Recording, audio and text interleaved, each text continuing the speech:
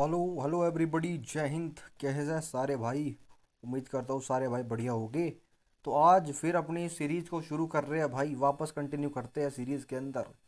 Continue रहो series के अंदर, कंसिस्टेंट रहो सीरीज के अंदर। पेपर ना निकले तो मेरे पास आ जाना, मेरा करा पकड़ लेना, ठीक है? चलो भाई आगे। आज टॉपिक, जिस टॉपिक को मैं बात करने वाले हैं, टॉपिक है प्लेट टेक्टोनिक के बारे में। प्लेट टेक्टोनिक टॉपिक है, और ऐसा कुछ नहीं है कि आप इसे छोड़ के आगे बढ़ जाओगे।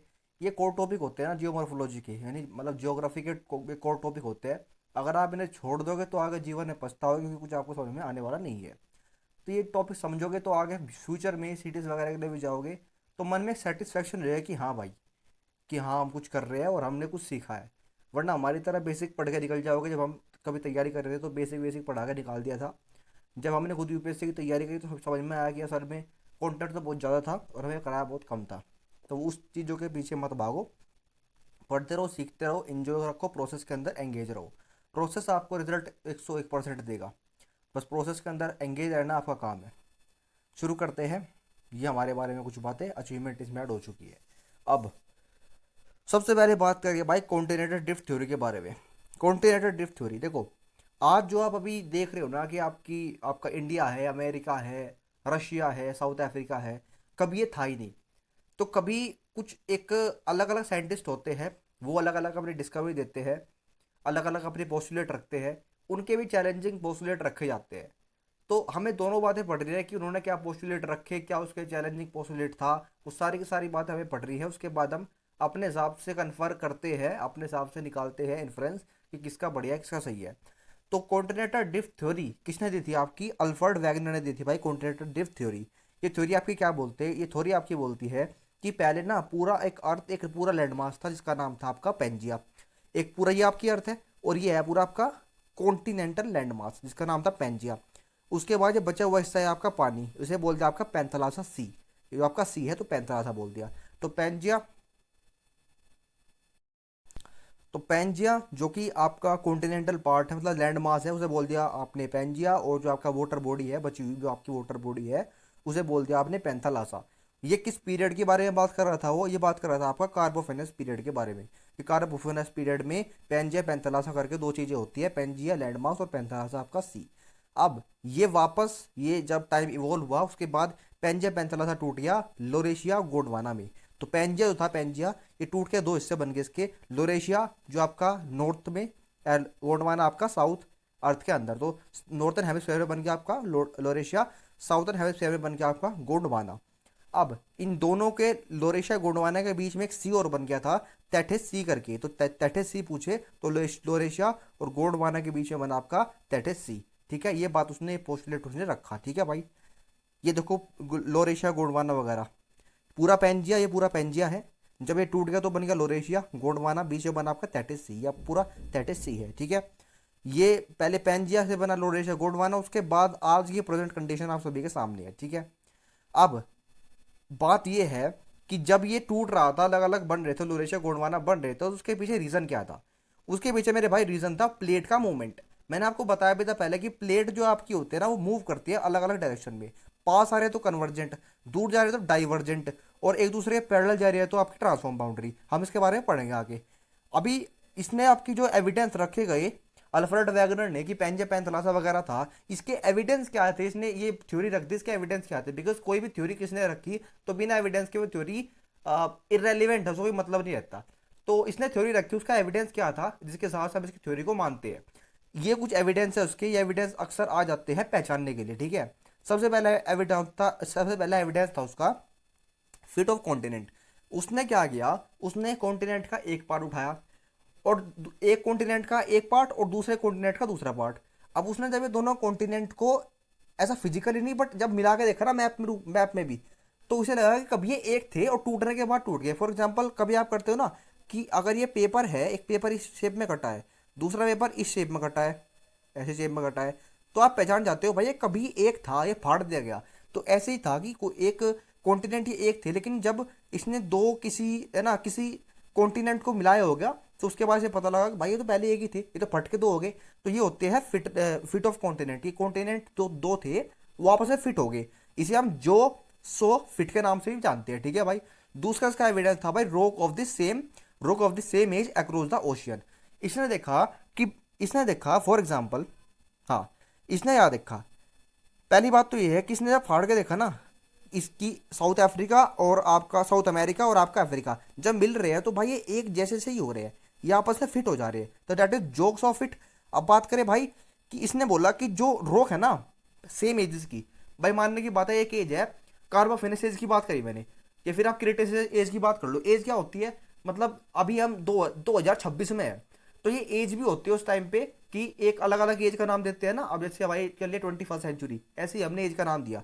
तो किसी एज में क्या था, इस कॉन्टिनेंट की इस साइड की रोक उस एज में उस टाइम पे वो दूसरे कॉन्टिनेंट की साइड की रोक ये मैच हो रही है। इसका क्या मतलब है, इसका मतलब ये था कि कभी ये कॉन्टिनेंट और ये कॉन्टिनेंट एक था, लेकिन टूटने के बाद ये अलग अलग हो गए, तभी तो इसकी रोक और इसकी रोक एक जैसी सी है। ठीक है, तो ये है इसका दूसरा एविडेंस। ठीक है भाई, तीसरा एविडेंस है इसका तितली। तितली का क्या होता है, तितली मतलब कोल सीम्स एट अंटार्कटिका। इसने क्या बोला, इसने बोला भाई अंटार्कटिका आपका ओशियन है ना, अंटार्कटिका ओशियन में आर्कटिक ऊपर, अंटार्कटिक साउथ में, नॉर्थ में आर्कटिक, साउथ में अंटार्कटिक। तो अंटार्कटिक ओशन में तो कोल रिजर्व पाने का कोई पॉसिबिलिटी ही नहीं है, वहां तो कोई मतलब ही नहीं बनता कोल पाने का। लेकिन अंटार्कटिक ओशन में भी आपके कोल, अंटार्कटिक कॉन्टिनेंट में भी आपके कोल मिले हुए हैं। इसका मतलब क्या था कि पहले अंटार्कटिक भी ऐसे किसी हिस्से का, ऐसा किसी पार्ट का हिस्सा था कि जहां पर कोल रिजर्व थे, तभी तो अंटार्कटिक कॉन्टिनेंट में आज भी कोल है। This was the third evidence. अगला एविडेंस है प्लेसर डिपॉजिट।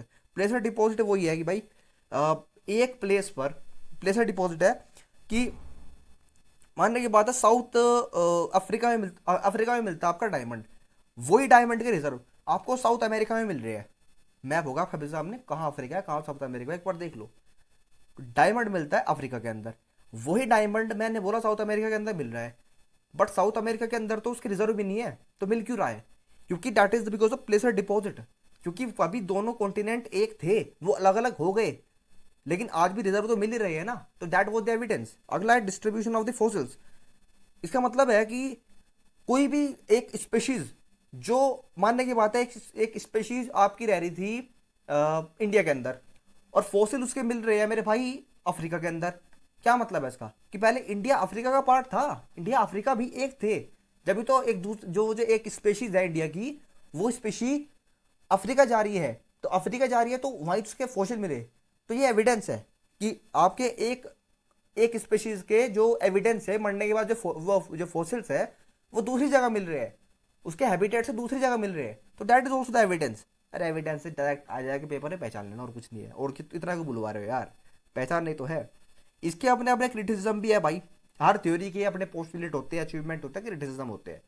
इस बंदे का क्या क्रिटिसिज्म है, इसने बोल दिया कि जो फोर्स रिस्पॉन्सिबल है ना उन्हें तोड़ने के लिए, पेंजा पेंथलासा और अलग अलग करने के लिए, वो फोर्स आपका ग्रेविटेशन फोर्स। अच्छा, लेकिन एक तो ग्रेविटेशन फोर्स है, एक आपका वेस्टवर्ड मूवमेंट।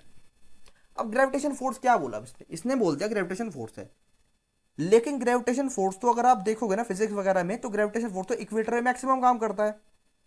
तो क्यों अंटार्कटिका पोल पर है, अंटार्कटिका भी आ जाए, मतलब अंटार्कटिका भी उठा के इक्वेटर पर ले आओ, अंटार्कटिका क्यों पोल पे है? तो ये इसका हो गया एक क्रिटिसिज्म। दूसरा है वेस्टवर्ड मूवमेंट। इसने बोला कि जो ग्रेविटेशन पुल है सन का और मून का, वो किसी भी चीज को वेस्ट साइड में पुल कर रहा है। तो भाई अगर वो किसी भी चीज को वेस्ट साइड में पुल कर रहा है, तो इंडिया नॉर्थ ईस्ट में क्यों है? अब इंडिया नॉर्थ ईस्ट कॉन्टिनेंट में क्यों है, क्यों है भाई? इंडिया तो आपका ईस्ट में है, वो वेस्ट में क्यों नहीं है? तो दैट वाज द क्रिटिसिज्म। एक इसने बोला कि इसने कभी जो आइलैंड फॉर्म हुए उसके बारे में बताया ही नहीं। इसने बताया कि भाई कॉन्टिनेंट तो फॉर्म हो गए, लेकिन जो आइलैंड फॉर्म हो रहे हैं, जो आइलैंड नेशन बन रहे हैं, उनके बारे में इसने कुछ बताया ही नहीं। इसने जो सियाल सीमा का कॉन्सेप्ट दिया था ना, असल में सियाल सीमा का कॉन्सेप्ट ऐसा कुछ होता ही नहीं है। सियाल सीमा तो मान के चलो कोई एक मिनरल्स है जो मिल रहे हैं, सिलिकॉन, एल्यूमिनियम, सिलिकॉन, मैग्नीशियम, असल में तो ऐसी कोई लेयर ही नहीं है ना। लेयर तो क्रस्ट मेंटल कोर करके लेयर है, सियाल सीमा करके थोड़ी कोई लेयर है। तो ये बात है, लेयर तो भाई लिथोस्फेयर है, एस्ट्रोनोस्फेयर है, सियाल सीमा कोई लेयर नहीं होती। सियाल सीमा केवल एक मिनरल होते हैं जो आपको मिलते हैं अर्थ क्रस्ट के अंदर, बस ये था। अगला बंदा आया भाई आर्थर। आर्थर ने थ्योरी दी आपकी कन्वेंशनल करंट थ्योरी। आर्थर ने ये क्या थ्योरी बोलती है, ये थ्योरी बोलती है कि जो करंट जनरेट हो रहा है ना, करंट मतलब बिजली वाला करंट नहीं भाई, करंट मतलब जो धरती के अंदर, अर्थ के अंदर मैग्मा बन रहा है और वो मैग्मा अपने आप को करंट की फॉर्म में ऊपर उठा रहा है। मैग्मा अपने आप को कैसे उठा रहा है भाई? ऐसे उठा रहा है ना मैग्मा अपने आप को, तो डेट इज करंट, ये करंट ही तो होते हैं। तो जो ये ऊपर इस तरीके से अपने आपको मैग्मा ऊपर उठा रहा है, पहली बात तो मैग्मा वहां बना क्यों? मैग्मा बन के इसलिए क्योंकि वहां पर रेडियो एक्टिव एलिमेंट का डिके हुआ, वहां बन गया मैग्मा। मैग्मा इतना गर्म है, इतना प्रेशर है कि वो अपने आप को ऊपर उठा रहा है। और जब अपने आप को ऊपर उठा रहा है तो यहाँ प्लेट है, प्लेट में हिट करेगा। और जैसे ही प्लेट में हिट करेगा तो उसकी मूवमेंट कुछ ऐसे होती है। कैसे होती है? ऐसे होती है मूवमेंट। ऊपर गया मैग्मा, प्लेट पे टकराया, टकराने के बाद डाइवर्ज हो गया। ठीक है, ऊपर गया मैग्मा, टकराया, टकराने के बाद डाइवर्ज हो गया। अब डाइवर्ज होने के बाद नीचे बैठेगा, वापस ऊपर उठेगा, तो एक साइकिल बनेगी नहीं बनेगी? बन गई एक साइकिल। अब इसमें क्या हुआ? ऊपर उठा राइजिंग लिम, डाइवर्ज किया डाइवर्जिंग लिम, सिंक कर गया, डूब गया तो सही सिंकिंग लिम, और वापस आके कन्वर्ज कर रहा है तो कन्वर्जिंग लिम। तो ये एक लिम भी होते हैं, अलग अलग पार्ट को हमेशा बोलते हैं। जब मैग्मा ऊपर उठता है तो राइजिंग, फिर डाइवर्ज, फिर सिंकिंग और कन्वर्जिंग लिम। ये आपको याद रखना है। ये सारे के सारे आपके सामने हैं भाई। ठीक है, ये सब बता रखा है। मैग्मा कहाँ बनेगा? एस्ट्रोस्फीयर में बनेगा, ऊपर उठेगा, फिर फैलेगा, फैलने के बाद यहाँ मिड ओशन रिज भी बनती है, बताया था आपको पहले। फिर ये अब वापस आने के बाद फिर घूम जाएगा, तो साइकिल बन रही है, कन्वेक्टिव करंट बन रहा है। ठीक है, तो साइकिल बन रही है ना, that is we have study. तो इस प्रोसेस में क्या हुआ? प्रोसेस के अंदर कुछ भी नहीं हुआ। राइजिंग लिम, जब मैग्मा ऊपर उठा, डेट इज कॉल्ड है राइजिंग लिम। राइज कर रहा है वो राइज कर रहा है तो क्या करेगा? अपर लेयर में क्रैक डेवलप करेगा। क्यों? बार बार टकरा रहा है तो क्रैक तो डेवलप होगा ना। अब वो क्रैक डेवलप हो रहा है, प्लस एक तो क्रैक डेवलप हुआ, दूसरा क्या हुआ? जब वो अपने आप में क्रैक, जब ऊपर उठ रहा है, क्रैक यहाँ डेवलप करेगा, डाइवर्ज भी करेगा। जब वो डाइवर्ज कर रहा है तो यहाँ इस ये लेयर इस पर्टिकुलर लिंब पे फ्रिक्शन फोर्स लगा रही है। तो ये फ्रिक्शन ड्रैग भी क्रिएट कर रहा है। बेसिकली ड्रैग क्या होता है? फोर्स होता है ना। ड्रैग क्या होता है? फोर्स होता है। तो फ्रिक्शन ड्रैग भी क्रिएट कर रहा है डाइवर्जिंग लिंक पर। और फ्रिक्शन ड्रैग जो होता है वो ज्यादा होता है, इसलिए इट इज मोर। ये दिखाया है यहाँ पर। छोटे छोटे कॉन्सेप्ट है भाई। और ऐसा कुछ नहीं आपको पता नहीं, सब पता है आपको। क्या नहीं पता आपको भाई? राइजिंग लिम्ब ऊपर उठा टकराएगा तो लेयर पतली नहीं होगी क्या? फ्रिक्शन फोर्स नहीं लगेगा जब वो डाइवर्ज करेगा। सब पता है आपको यार। आपको किसी ने बेवकूफ बना रखा कि आपसे कुछ आता नहीं, सब आता है आपको। एक बार खोल लो, आप शक्ति है, जानो अपनी कितनी है आप। ठीक है। दूसरा एक और आपका बंदा है जो उसका नाम था हैरी। हैरी ने बताया कि सी फ्लोर स्प्रेडिंग के बारे में। ठीक है, sea floor spreading. Sea floor spreading क्या होती है? यहाँ तो कहीं होगी नहीं, दिखाता हूँ क्या होती है। यहाँ ये होती है भाई। भाई मानने की बात है। हाँ, बताया होता मैं आपको। ये मानने की बात है आपको, ओशियनिक ओशियनिक क्रस्ट है ना। मैग्मा ऊपर टकरा रहा है इस पे। अच्छा, टकरा गया। टकराने के बाद क्या हो रहा है? मैं आपको बताया था कि यहाँ पर ना क्रैक डेवलप होकर यहाँ पर एक मिड ओशियनिक रिज बनती है। चोंच, डेट चोंच, I am talking about that चोंच। तो जब वो मिड ओशियनिक रिज बनती है ना, तो मैं आपको बताया था कि ये एक प्लेट इधर जा रही है, एक प्लेट इधर जा रही है, तो क्या होगा? ये डाइवर्स प्लेट हो रही है। तो क्या हो रहा है? ये सी का जो फ्लोर है, ये अपने आप में स्प्रेड स्प्रेड कर रहा है ना, फैल रहा है ना। तो जब वो सी का फ्लोर फैल रहा है, उस फैलते हुए सी के फ्लोर को हमने नाम दिया सी फ्लोर स्प्रेडिंग। और कुछ नहीं है इस कॉन्सेप्ट में। सी फ्लोर स्प्रेडिंग क्या होता है? सी के फ्लोर का फैलना, सी फ्लोर स्प्रेडिंग होता है भाई। क्लियर है? ठीक है। अगला आपकी थ्योरी है प्लेट टेक्टोनिक थ्योरी। इस थ्योरी में क्या बोलते हैं? ये बोलता है कि composite of the continent and the oceanic lithosphere. Okay, ये कुछ नहीं बोलता। ये बोलता है भाई, देख सुनो। इसने बताई कि भारत, हमारे ना धरती के अंदर है ना, हमारे जो अर्थ पे है ना, वो अलग अलग प्लेट आपकी होती है। ओशियनिक भी है, कॉन्टिनेंट भी है, अलग अलग तरीके की आपकी प्लेट अवेलेबल है। कुछ बेजर है, कुछ माइनर है। ठीक है। अब क्या ओशियनिक क्या होती है, कॉन्टिनेंट क्या होता है, हमने पहले पढ़ लिया है चीजें। ठीक है, पढ़ लिया ना पहले। नोट्स पलटो यार। ओशियनिक क्या होते हैं, कॉन्टिनेंट क्या होते हैं, पहले पढ़ा चुका हूँ। अब हमें क्या बात करना है कि जिस इस बंदे ने बताया कि भाई मेजर प्लेट भी है, माइनर प्लेट भी है। अब कौन कौन सी मेजर है, कौन कौन सी माइनर है, that is the main point of concern. क्या है मेजर प्लेट, माइनर प्लेट? ये आपकी मेजर प्लेट है भाई, आप सभी के सामने देख लो। सबसे पहले आपकी पैसिफिक, लार्जेस्ट प्लेट आपकी। ठीक है ना, मेजर प्लेट की बात कर रहा हूँ। यूरेशियन, ये सब आपकी लार्ज लार्ज प्लेट है। Pacific plate, Eurasian plate, north America, south America. इस पर तो मुझे समझ में नहीं आ रही क्या प्रॉब्लम है। ठीक है, तो ये है। ठीक है भाई, Eurasia, Eurasia, north America, south America, Africa, Antarctica, Indo Australia. फिर माइनर प्लेट की बात करूँगा। अच्छा, मेजर 7 होती है, माइनर 20 होती है। कुछ भी नहीं करना, 20 थोड़ी याद करोगे तुम, 7 याद कर लो। इसके अलग जो भी आ रहे हो माइनर है भाई। नाजका, कोकोआ, कैरिबियन, फिलीपींस, जुआन दे फूका और अरेबियन एंटोनिया। अच्छा सुनो मेरी बात। छोटे छोटे से आपको मतलब कभी आप हुए ना, फिलीपींस, कैरिबियन, कोको, नाजका, जुआन दे फूका, अरेबियन। तो आपको छोटी सी तो कंट्री आइलैंड, ये छोटे से तो जब भी छोटे छोटे आइलैंड है तो मतलब माइनर प्लेट है। बड़े बड़े अफ्रीका, मतलब अमेरिका वगैरह की बात हो रही है तो मेजर है, तो मेजर प्लेट होगी। याद करना भी काफ़ी आसान है इन चीज़ों को। तो ये सब आपके पास चित्रकारिता है, देख सकते हो आप। मेजर प्लेट के बारे में आई टोल्ड यू। अच्छा, कुछ बातें हैं आपके पास आ सकता है, मतलब ऑप्शन वगैरह में आता है। यूपीएससी में सवाल था एक, मेरे ध्यान से आ रहा है थोड़ा सा, हाँ। उसने पूछा ये था कि ये आपको प्लेट का नाम दिया और पूछा कि कौन सी प्लेट किस किस के बीच में है। कोको आपकी है सेंट्रल अमेरिका और पैसिफिक, सेंट्रल अमेरिकन प्लेट और पैसिफिक प्लेट के बीच में भी कोकोआ प्लेट लाई करती है भाई। पहचानना है आपको, ऑप्शन में आएगा। नाजका मिलेगी साउथ अमेरिका, नाजका ऐसे मिलता है देखो। भूख लग रही है भाई, ये देखूंगा। ये आपका नॉर्थ अमेरिका, ऐसे ही ये आपका साउथ अमेरिका, खराब समझ कोई बात नहीं। ठीक है भाई।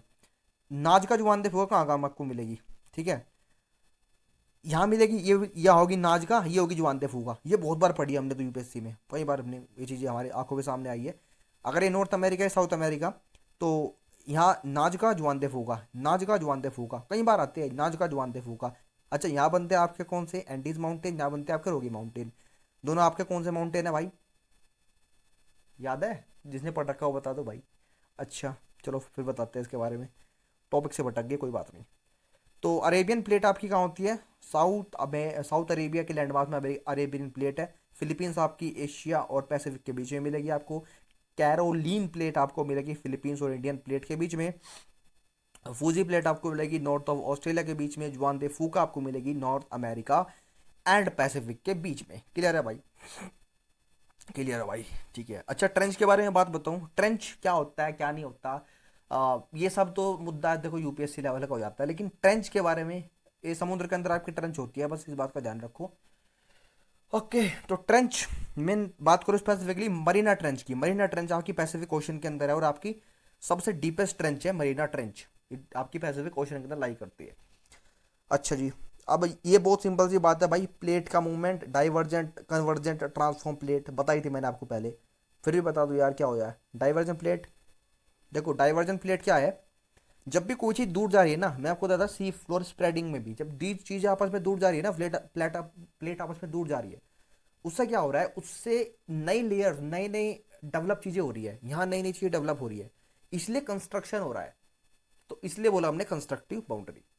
अच्छा, कन्वर्जेंट में क्या हो रहा है? कन्वर्जेंट में जब दो प्लेट आपस में पास आ रही है, तो क्या होगा आपस में भाई, ये एक के ऊपर एक चढ़ जाएगी, तो यहाँ तो अर्थक्वेक भी आएगा, आएगा नहीं आएगा? अर्थक्वेक भी यहाँ पर आएगा और यहाँ पर सेडिमेंट भी गिरेंगे। एवलेंच भी होगा, मतलब पत्थरों का गिरना को बोलते हैं, एवलेंच भी होगा।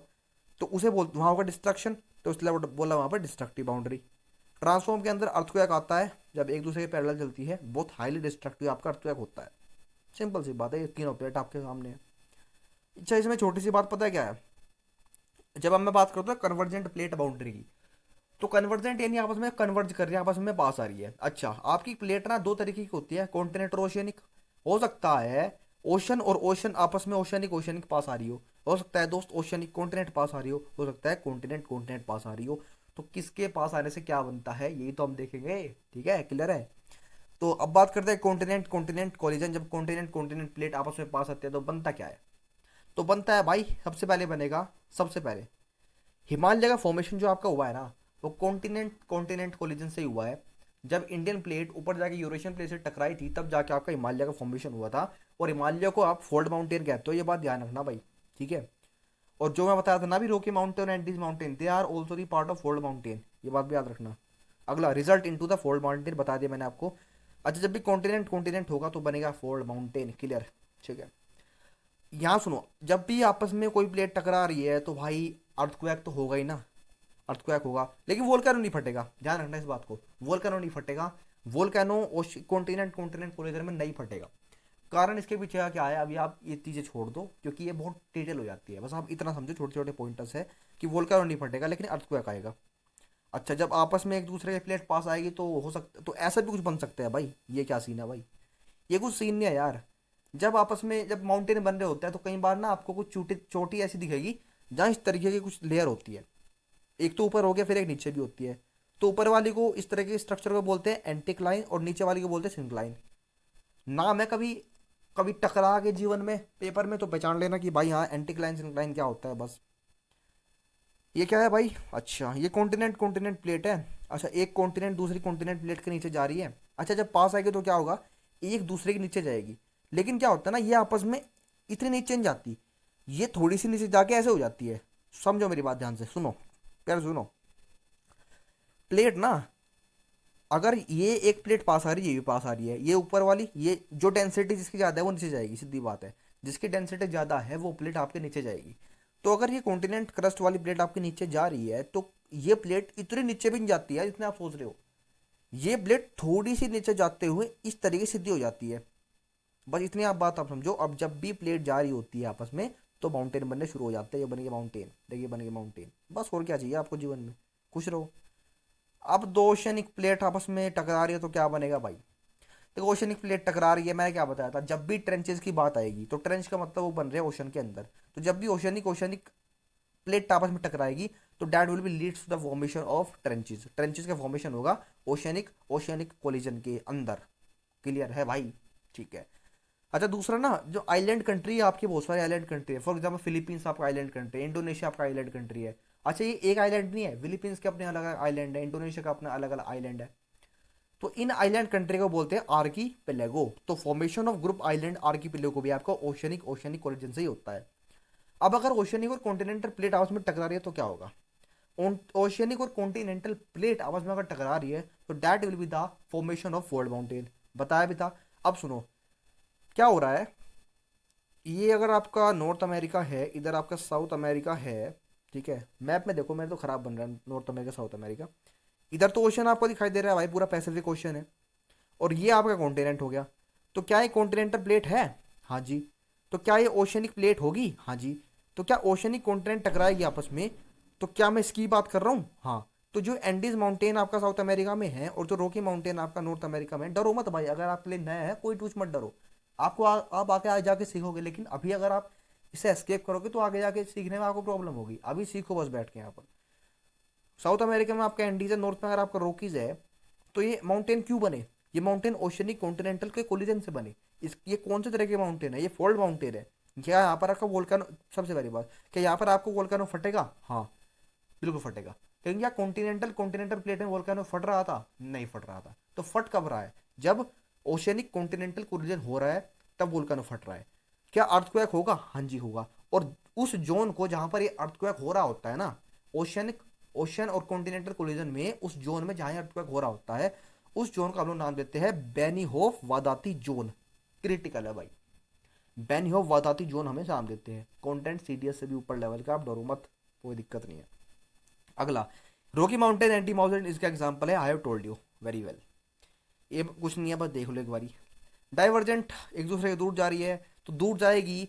अगर कॉन्टिनेंटल, अच्छा जब डाइवर्जेंट हो रही होती है ना, तो डाइवर्जेंट भी दो दो होती है। या तो कॉन्टिनेंटल कॉन्टिनेंटल प्लेट आपस में दूर जा रही है तो क्या बनेगा? तो बनती है भाई रिफ्ट वैली। क्यों बनती है, क्या बनती है? अच्छा मैं ना बहुत थोड़ा इस क्लास में थोड़ा सा डिटेल में चला गया। अगर आप सभी को लग रहा है कि थोड़ा डिटेल ज़्यादा हो गया तो कोई दिक्कत नहीं। जितने नोट्स में चीज़ें है ना वो याद कर लो भाई। मैं डिटेल में बात करता हूँ क्योंकि मेरी आदत पड़ चुकी है। लेकिन आप मत उतना घुसो, आप बस जो नोट्स में है वो याद कर लो। जैसे कि ये रिफ्ट वैली का नाम सुनते हैं मेरे दिमाग के पीछे बहुत सारी बातें चल गई। मैं आपको बता भी सकता हूँ लेकिन बताऊंगा नहीं क्योंकि वो अलग लेवल की बातें हैं। तो कॉन्टिनेंटल कॉन्टिनेंटल जब डाइवर्जेंट होती है, जब दो प्लेट आपस में डाइवर्ज हो रही होती है कॉन्टिनेंट की प्लेट, तो बनते हैं रिफ्ट वैली, फिर बनते हैं ब्लॉक माउंटेन। आप बस बात को याद रखो, ठीक है। फॉर एग्जाम्पल आपकी इंडिया के अंदर आप पढ़ोगे, इंडिया के अंदर आपकी दो, आपकी क्या माउंटेन पीक है, Vindhya and Satpura. Centre India में आपके है, मध्य प्रदेश के आसपास, ठीक है। विंध्या एंड सतपुड़ा। तो विंध्या सतपुड़ा आपस में दूर जा रही होती है ना, तब बनती है आपकी रिफ्ट वैली। और इस रिफ्ट वैली में आपकी नर्मदा रिवर फ्लो करती है।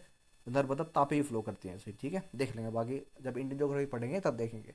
फिलहाल आप समझो कि कॉन्टिनेंट डाइवर्जेंट से रिफ्ट वैली बनती है और ब्लॉक माउंटेन बनता है। किसने गेट दिया? हाँ। और विंध्य पूरा एग्जाम्पल है, जब आप दूर जा रही होती है एक दूसरे के तो बनती है रिफ्ट वैली, वहां से आपकी नर्मदा रिवर फ्लो करती है। हाँ जी भाई।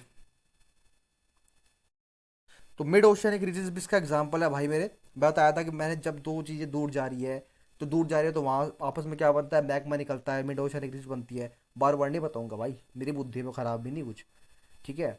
दो माउंटेन एग्जाम्पल एक बार देख लो कैसे कैसे होते हैं। एक होता है फोल्ड माउंटेन, एक होता है ब्लॉक माउंटेन। फोल्ड माउंटेन कैसे बनता है? या तो कंप्रेशन से बनेगा, for example Himalaya. Highest mountain बनेगा इससे, क्योंकि ये बार बार कंप्रेस हो रहा है। कंप्रेस हो रहा है तो लगातार होता रहेगा, तो हाईएस्ट पीक तक वहाँ पहुँचता है। और ट्रू माउंटेन भी हम इसे बोलते हैं। एक बनता है ब्लॉक माउंटेन। ब्लॉक माउंटेन क्या होता है? जब आपकी कॉन्टिनेंटल कॉन्टिनेंटल प्लेट आपस में डाइवर्ज कर रही होती है, ठीक है। डाइवर्ज करेगी तो कुछ हिस्सा तो टूट जाएगा, वहां से माउंटेन बनना शुरू हो जाएगी। तो टेंशन फोर्स जब लगती है आपस में एक दूसरे के दूर, तो बनते हैं वहाँ ब्लॉक माउंटेन। इनकी हाइट कम होता है क्योंकि भाई, अरे ओबियसली बात है, फोर्स डाइवर्जिंग फोर्स लग रहा है, तो हाइट तो कम होगी ना। ठीक है। माउंटेन की तरह अपियर होते हैं, इसमें क्या ही है, कुछ अपियर लाइक माउंटेन। ठीक है। ये आप सभी के एग्जांपल सामने है, कुछ नहीं है। देखो आप सभी को बता रहा हूँ मैं, एक प्लेट ये रही, एक प्लेट ये रही, आपस में दूर चली गई, और बीच में ये बन गया, ये माउंटेन ही है भाई।